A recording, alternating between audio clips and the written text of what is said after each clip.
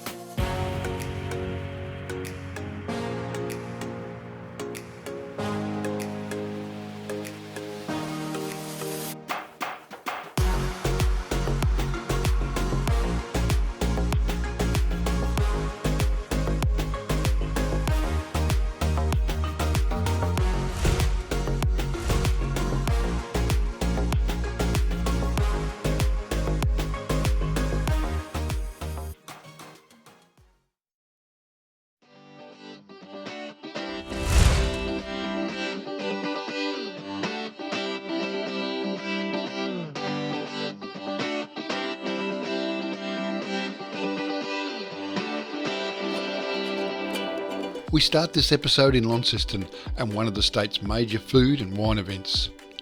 Held in the stunning grounds of Launceston City Park, Festivale combines the culinary flavours from around the state for 3 days of fun, music, food and wine.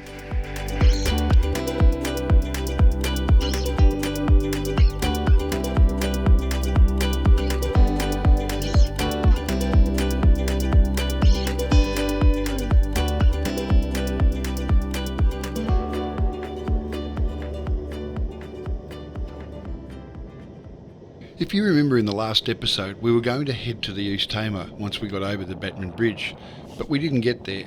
Well, with the team all Festivale'd out, the next day we did a day trip down there. The first stop was St Mather's Church at Hillwood. What an amazing place. There is so much history here.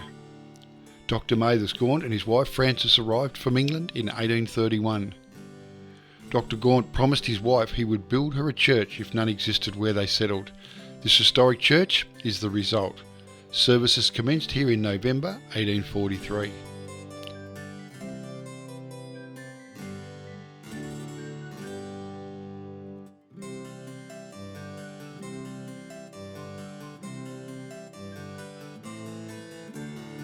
You know how signage degrades when it's exposed to the elements and it becomes unreadable?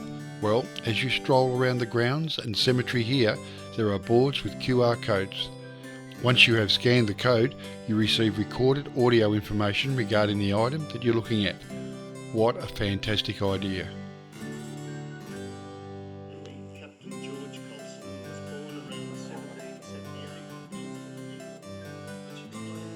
We spent ages here before Mel spotted the sign, Strawberry Farm, which would be our next stop.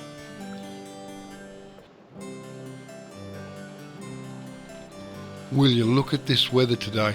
It's a cracker.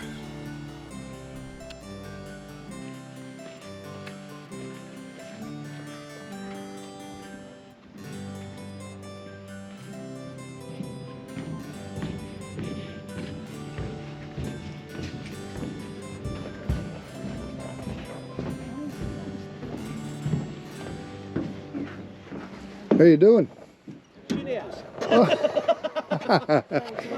So you're waiting for him to come on the bite then? Is that what you're saying?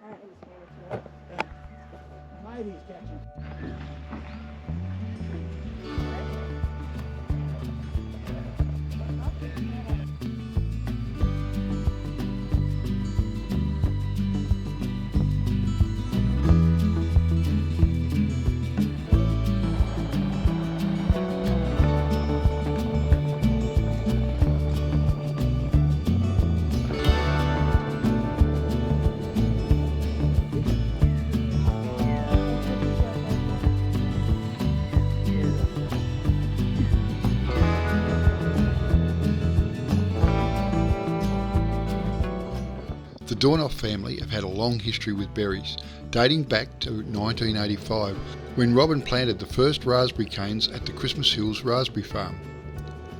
After establishing this farm, Robin left the berry industry to concentrate on his dairy business.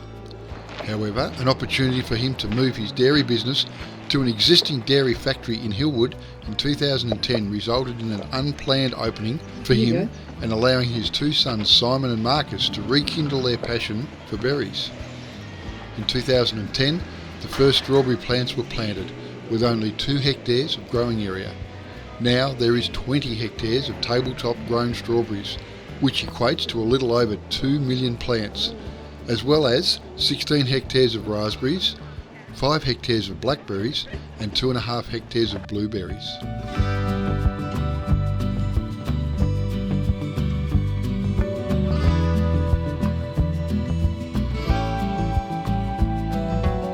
So we grabbed a punnet because I'm sure Nana would love some. Ha ha ha.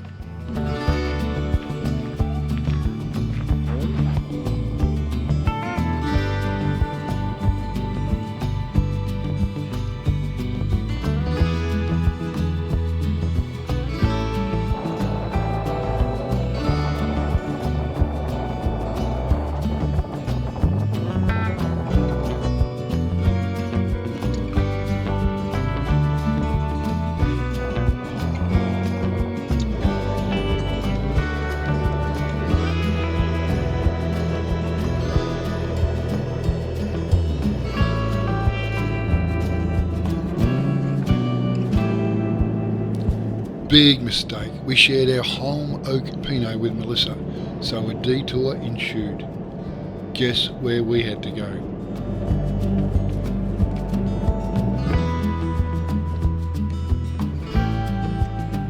Well, it looks like we could be a while. As you can see, you do get a good serve for your tastings.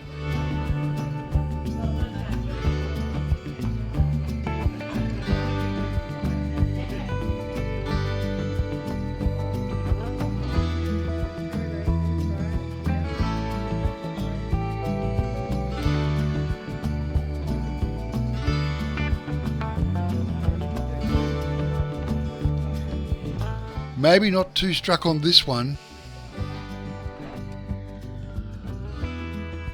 So this is Pinot Gris? Yeah, I agree with that. Then it's back across the bridge to find somewhere for lunch.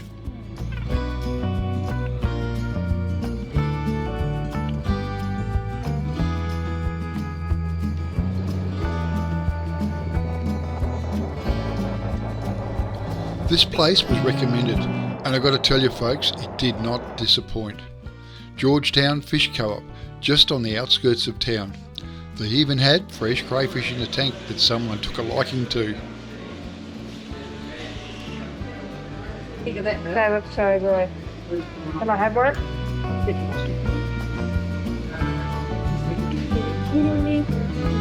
Oh, I remember these. It's like... The next stop is the Head Lighthouse. This present lighthouse is the result of 200 years of evolution. When Matthew Flinders reported the discovery of Port Dalrymple in 1798, he noted difficulty in finding the entrance, so it's not surprising when Lieutenant Governor William Patterson arrived with the first settlers in 1804, one of his first actions was to have beacons laid along the channel. It was the third lighthouse to be constructed in Australia and is also Australia's oldest continuous used pilot station. This light was first established in 1888, replacing an earlier one built in 1833. In 1998, a red auxiliary light was installed. This red light continues to warn vessels of Hebe's Reef, located approximately 2.4 kilometres from the lighthouse. I'll pop a list on the screen of the vessels come to grief on the reef, and some not that long ago. At 19 metres tall and 43 metres above sea level, the light has a range of 23 nautical miles. In 1929, Tasmania's only foghorn was installed at the station, but discontinued in 1973 due to improvements in navigational equipment. If you happen to be there on Sundays, they still give the horn a blast. Then we headed back to our base to prepare for the trip south tomorrow.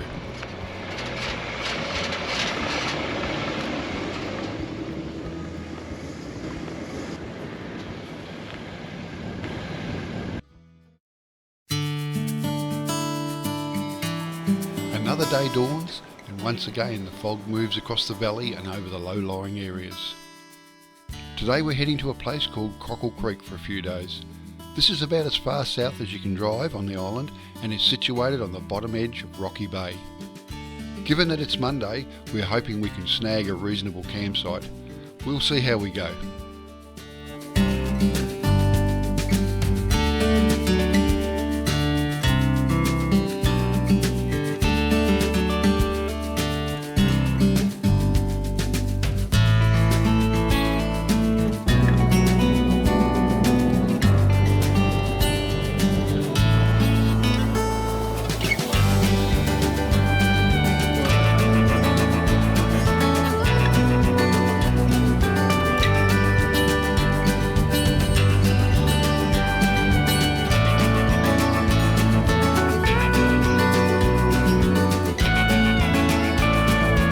As you can see, we've got Melly sitting in the back.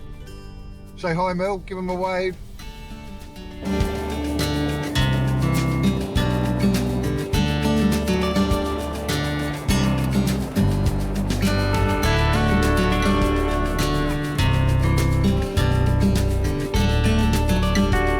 So we're on our way to Hobart and we've taken a little detour through this little historic town of Oaklands.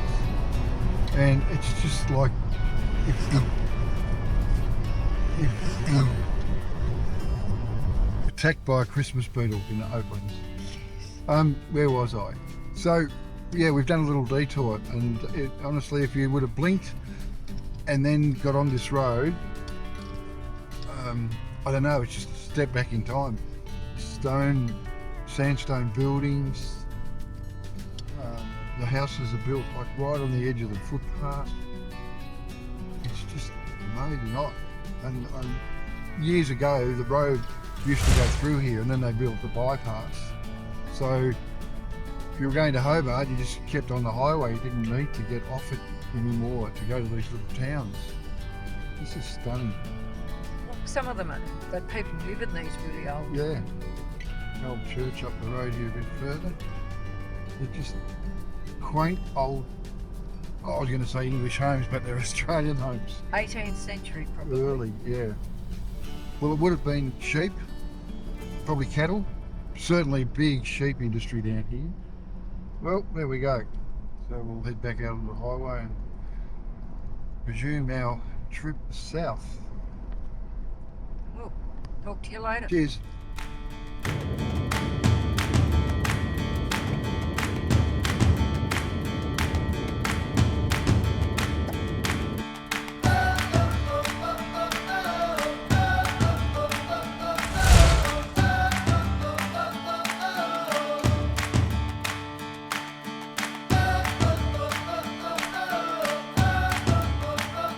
As we make our way into Hobart, some major bridge works are going on.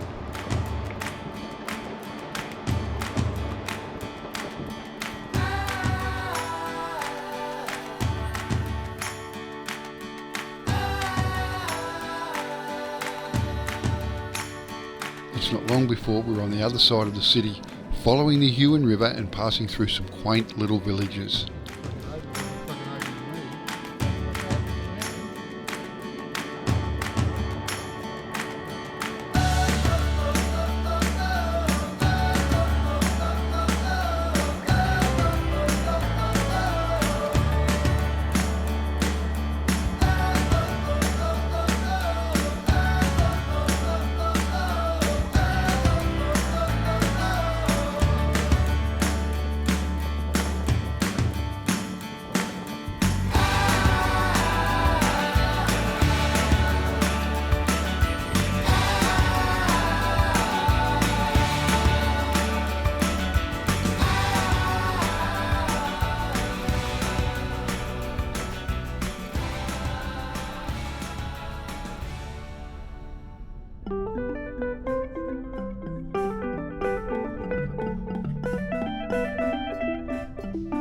Before long we arrive at our destination, Cockle Creek, and manage to grab a cracking spot with our own little private access to the beach.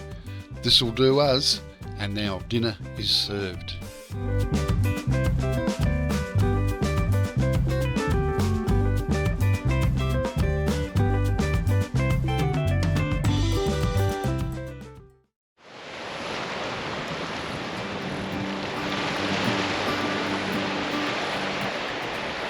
After many years, we finally get to come back to Cockle Creek. The significance of this is we've done the far eastern tip at Byron Bay. We've been to the Cape. We came here 7 or 8 years ago on a quick trip back to Tassie, but didn't actually walk down to the, I guess what they call the furthest southern point that you can walk on Tassie, or as Australia. So that's where we're off to today. So yeah, we've got a cracking day for it. So it's quite early. We're going to try and beat the heat of the day. They say about a 2-hour return walk. We'll be dawdling. I don't know whether we can go overland or whether we can actually go around the beach. We'll check that out when we get down there. But looking forward to it. So it'll be another tick in the book.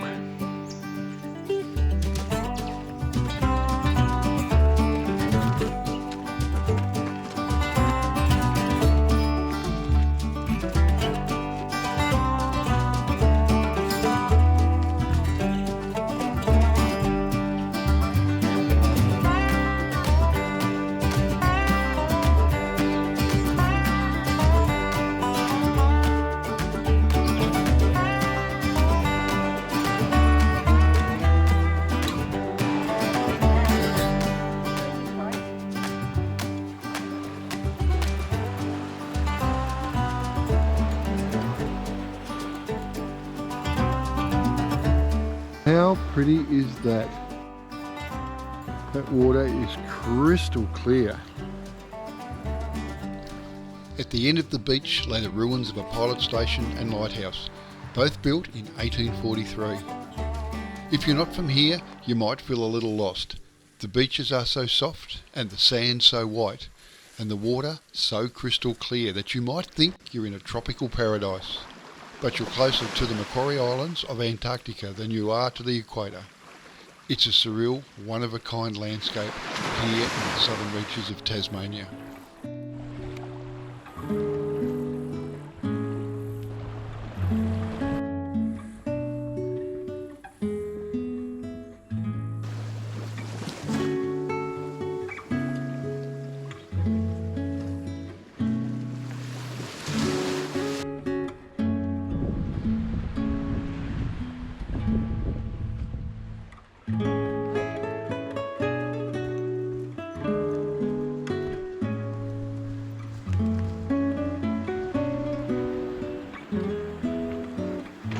These ruins are a poignant reminder of the turbulent and changing history of this area. There's heaps of stories that reflect the history of Recharge Bay and Fisher's Point. Whaling, shipwrecks. 1935 there was a shipwreck full of convicts, the George III, which highlighted the need for a pilot station. The pilot's job was to provide safe navigation and assistance for any ships entering the area. I dare say that these were bricks handmade by convicts. Wow, that's pretty cool.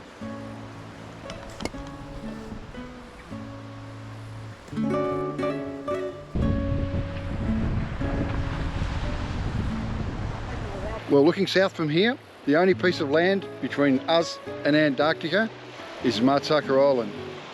Well, I did say earlier that we were going to walk out to the furthest most southern tip of Tasmania and in fact Australia, but I was a little bit wrong. Technically, there is a place called Southwest Cape. Oh my God, there's a nice little black snake there. Look off to your left, Elizabeth, in front of the thing. Yes. Well, look at that. I'm going to just quickly be very careful because we'll leave him well alone. Yeah, so we won't actually get down to that farthest most point, but this is, I guess, what is accessible for us. But no, that's all right. It'll do. And it's quite an enjoyable walk. We haven't sort of struck the tides all that well. It's still coming in, not quite high, and it'll be a lot easier walk if the tides were out. But anyway, all good. All right, well, I've got to get my wife away from this bloody snake before she torments it and it has a crack at her. And then we'll start making our way back.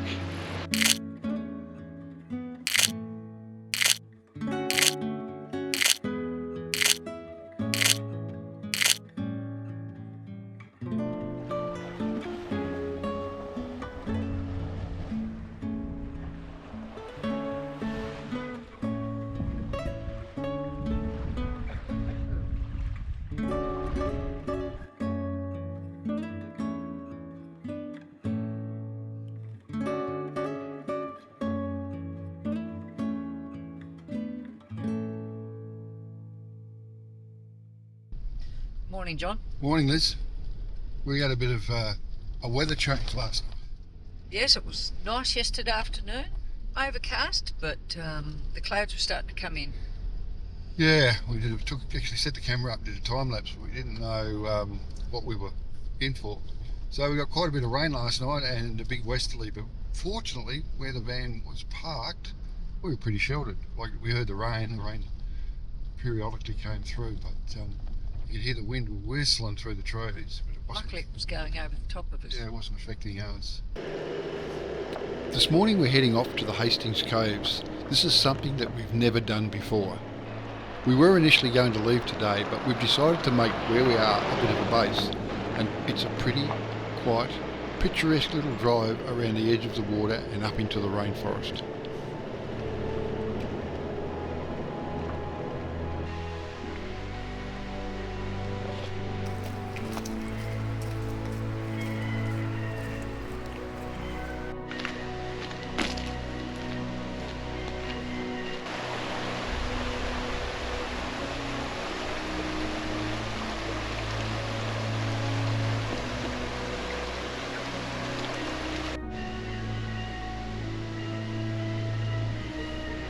That's true.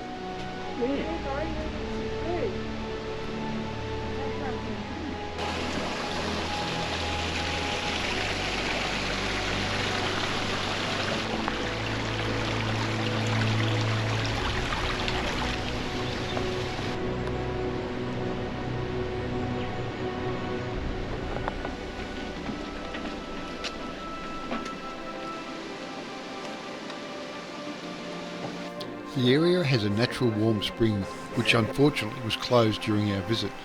The Newgate Cave is the largest dolomite cave in the southern hemisphere, and Ellie, our guide, was very informative. The tour takes approximately 45 minutes and is definitely worth the visit.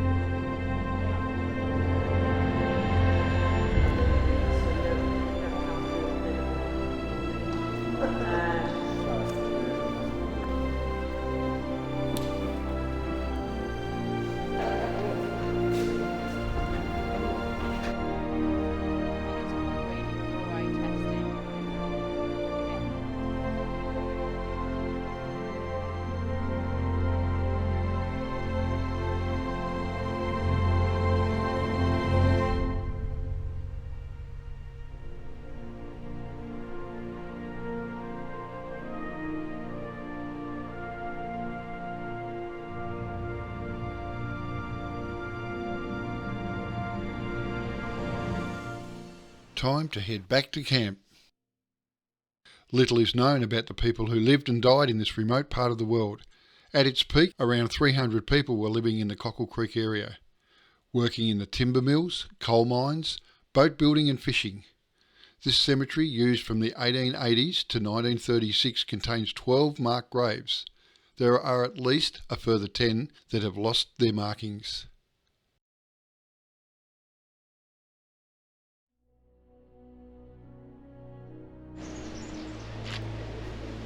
The concrete foundations that stand in front of me are from the original timber mill.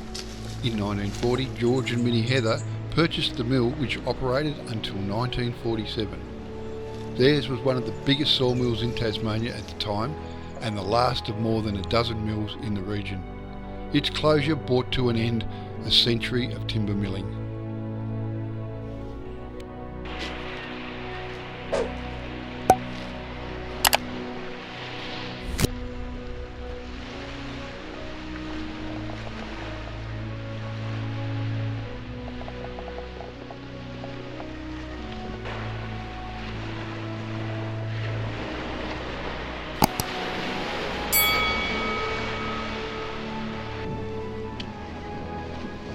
After last night's storms, we were treated to this amazing cloud formation as the sun started to set on another amazing day.